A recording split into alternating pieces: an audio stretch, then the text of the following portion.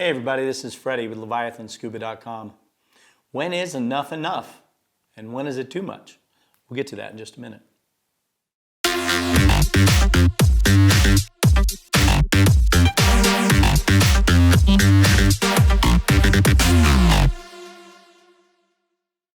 So I'm going to start this video a little differently. We've thought about putting this together for a long time.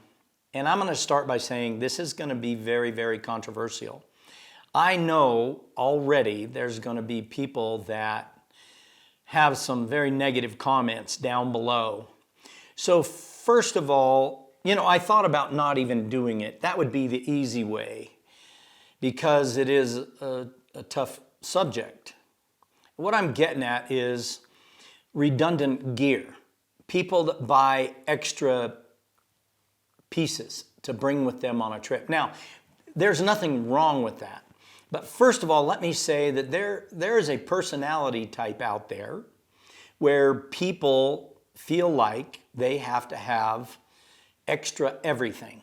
And in some diving scenarios, it is absolutely perfect, and you should. If you're a cave diver, if you're a tech diver and you're going deep, I mean, the sheer fact that we have two regulators, right? We have an octopus, a spare reg, and the one in our mouth, and that's for somebody else. That alone says, hey, redundant gear is a good thing. But I keep finding myself in our showroom trying to help people, trying to explain away their fears. Quite often people buy extra gear out of fear. I don't want that to be the motivation. If you need extra gear, by all means, buy it. And most retailers would probably try to talk you into buying more. I find myself talking people out of buying gear more often than, talking them into gear. So what am I really getting at here?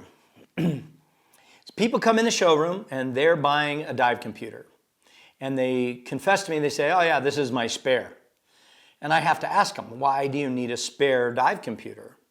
Oh, in case my first one dies. Okay, I was a Boy Scout. I know what it's like to be prepared. But I also know that, number one, it's expensive. And I know the real world scenario most of the time, it's never going to be needed. So, here we go.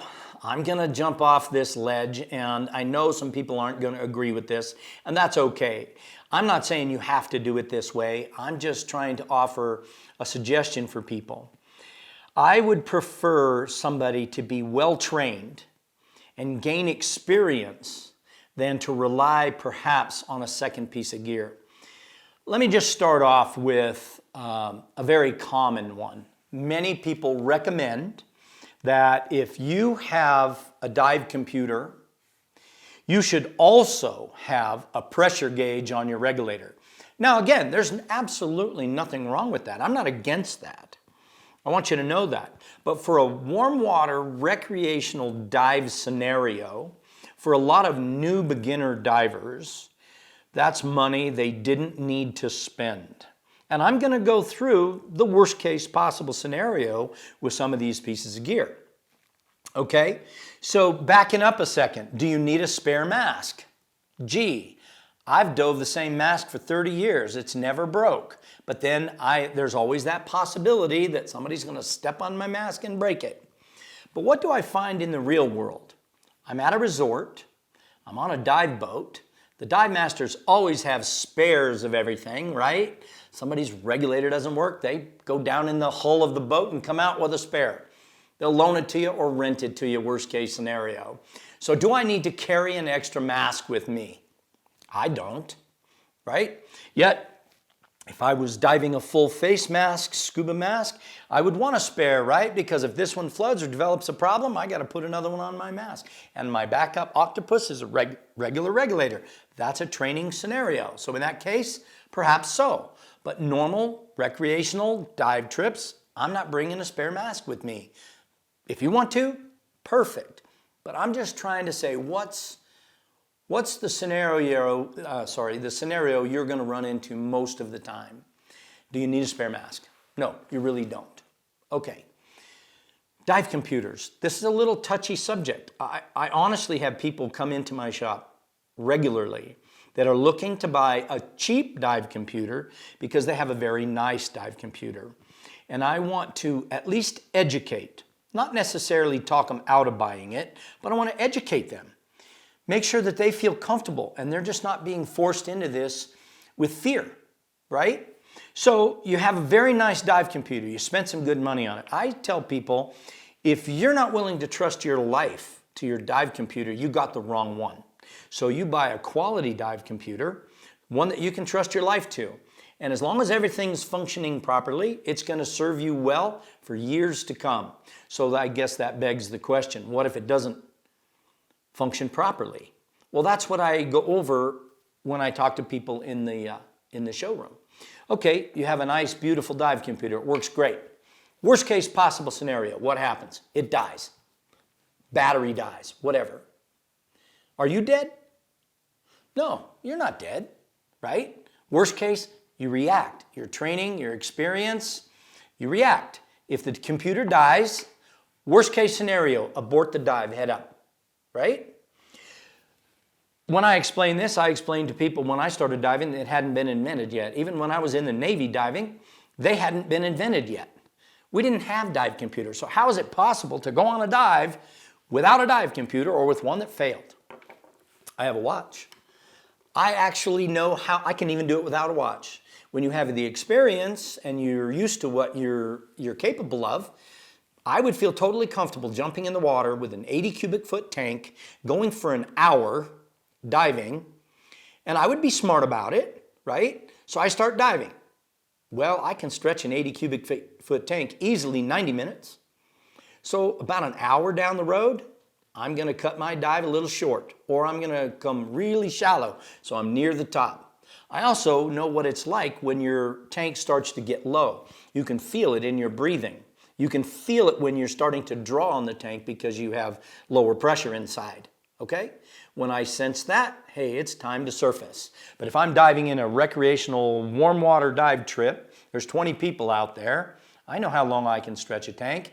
When George over there needs to surface after 40 minutes, I know we're getting close to the end of the dive. I'm going to make sure I'm shallow. I'm just saying, I don't need a second dive computer on my wrist because this one died. When I get back on the boat, I'll change the battery, fix it, do what I need to do, get a different one, and I'll just continue on diving. I didn't need to spend the money ahead of time and have two. If you have all the money, go for it, right? And if you just can't live without having two dive computers because you're so nervous that something bad's going to happen, that's okay too. Peace of mind is very valuable, okay? But I see people all the time. They'll do a pressure gauge and they'll do a dive computer. Well, I just don't want to bring all that stuff.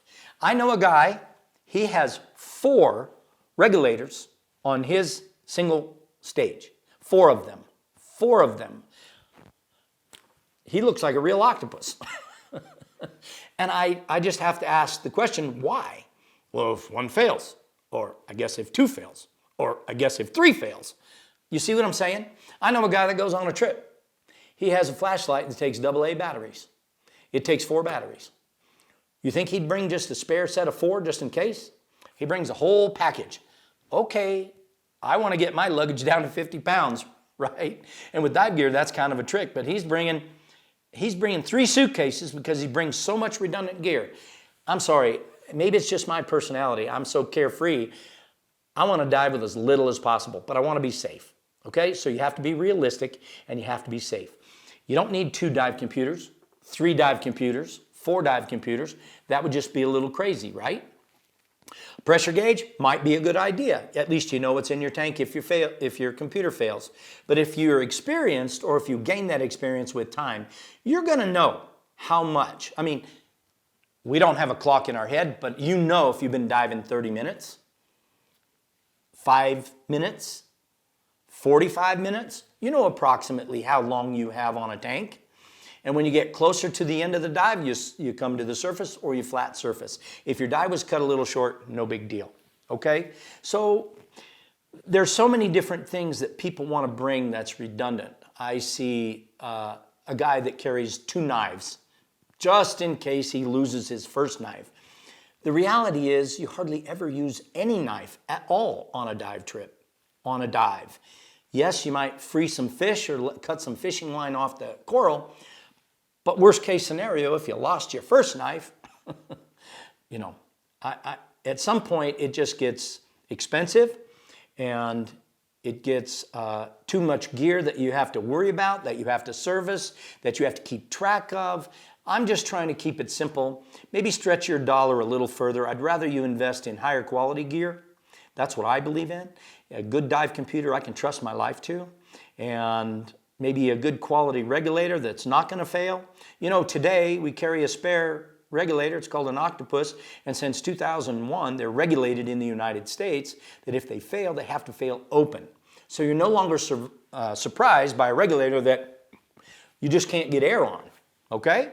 So, I hope this tip helped. I'm not trying to step on toes. I know there's going to be people that want to barbecue me because I'm telling them not to buy all this dive gear. But there's something to be said for comfort, simplicity, not having to worry about so many different things, less weight in your luggage. I mean, people spend a lot of money to buy a regulator that weighs 10 ounces, 12 ounces less than another one just because it's lighter. So there's got to be something said for that. Okay? I hope this has helped. That's really what my intention is to make it a better experience, more comfortable for you. Maybe stretch your dollar a little further, and you just don't have to buy everything we have for sale. All right? Make it a great day. You know, I hope that tip helped you in some way. That's why we do it. If you've enjoyed the video, would you give us a like below? Because that'll help us out. And if you can think of anyone else that might benefit from these, why don't you send it off to them? And if you haven't already, hit the subscribe button. That way you'll know when the next one comes out. And you know, if you know of a good tip, or if you'd like to know of a good tip, why don't you put it in the comments below? That way we know what to do next. Have a great day.